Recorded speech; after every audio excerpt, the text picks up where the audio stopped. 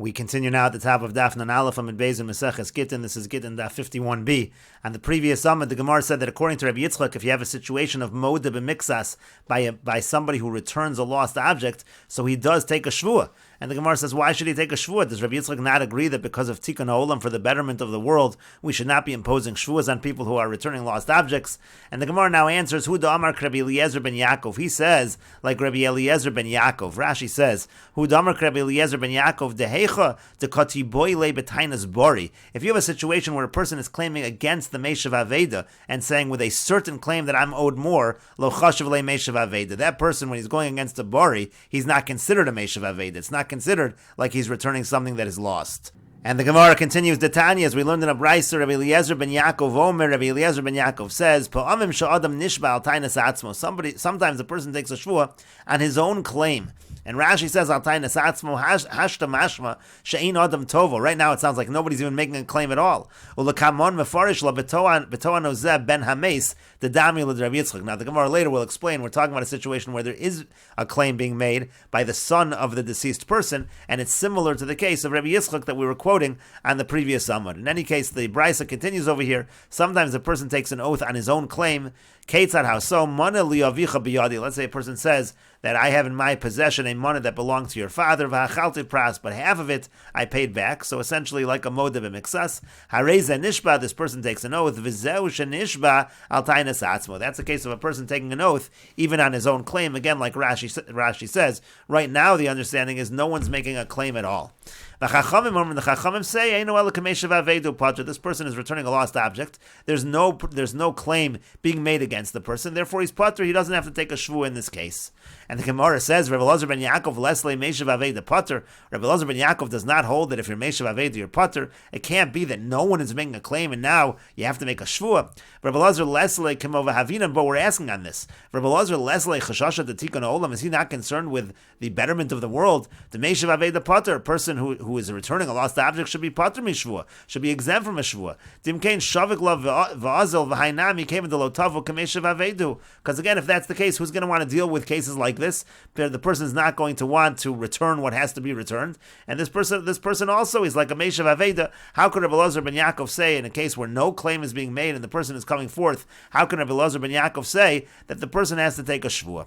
And the Gemara answers, I'm a Rav. Rav says, Betoa no katan. The case over here is, it's not that there's no claim. The claim is being made against the person by a minor. The Gemara says, Katan midi mashasha ispe. 1 second, would the claim of a minor be considered anything? Is that anything of substance? But the Gemara says, Vatnan, but we learned in a Mishnah, Ein nishban al tainas chereshot of a katan. You don't have to take an oath if the claim is made by a deaf mute or an imbecile or a minor. And so you see the claim of a minor is not a claim at all, so that doesn't really answer our question. And the Gemara says, my katan, well, what do we mean by a katan? Here, gadol, it actually is an adult. V'amai karile katan, why are we calling him a katan? Delagabe mili diaviv katan, who, because in terms of the business dealings of his father, he's essentially like a minor. He has no idea what was going on in terms of the business dealings of his father. But the Gemara says, if that's the case, if so, tainas atzmo, you're calling that tainas atzmo? Why would we even refer to that as tainas atzmo? Tainas acherimu, that's a case of tainas acherim. In other words, there is a claim being made. Why is Rabbi Elazar ben Yaakov saying that there's no claim and you have to take a shvuah? The Gemara says, well, what he means is tainas acherim v'hodoas atzmo. Means there is a claim being made by others, but it's his own admission. But the Gemara says, Kulu tainas anami, tainas acherim v'hodoas atzmo. Anytime a claim is made, other people are making the claim and the person is admitting. And the Gemara continues, Ella rather b'derabba kamiflagi. They're actually arguing about what Rabbah said. The Yama Rabbah, because Rabbah said, Torah moda mixas hatayni yishava. Why does the Torah say that a moda b'mixas, if somebody admits to part of the claim, he swears? The reason is chazaka, because there's a presumption, ein adam mei is panav b'fnei bal chovo. A person really is not going to be brazen to deny something in front of his creditor if he actually owes something. And really, he wanted to deny everything. The reason why he didn't deny at all, because a person is not so brazen to lie in front of his creditor and to deny everything.